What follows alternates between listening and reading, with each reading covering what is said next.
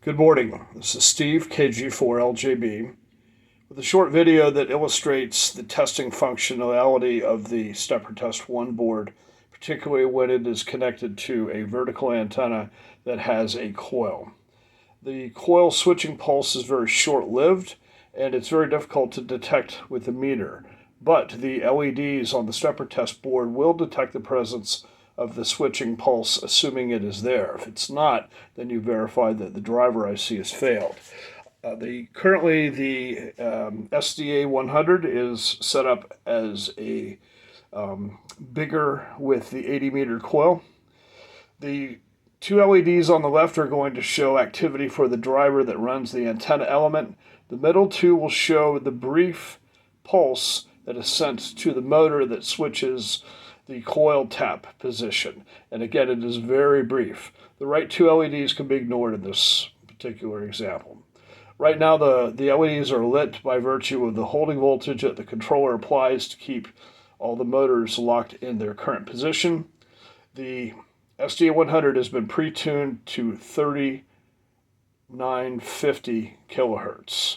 And what I'm going to do is press the fine up button. Please pay attention to the middle pair of LEDs, the ones that are not lit. They will light ever so briefly and then go dim. All the other LEDs will light up brightly. The pair on the left, all four will flash brightly as the tape element driver finishes its job, and then it will return to the state that you see it right now. All right, here we go. Again, 3590, pressing the fine tune up button to go to 3600.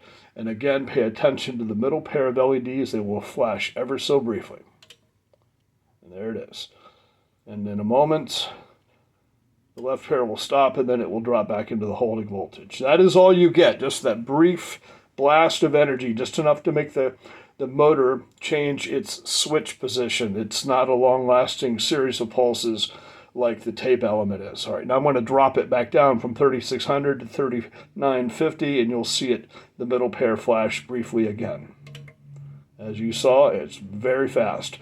So without the benefit of a Steppir test, you're going to be hard-pressed to determine if the switch motor is actually receiving the pulses from the controller. If you've got a bad driver IC, you won't see this. Typically, you also won't see the holding voltage, so sometimes the lack of that will tell you that your driver has failed, but in this case, there's absolutely no question. Now, there are other frequencies in which the switch motor gets a pulse in order to change to a different tap.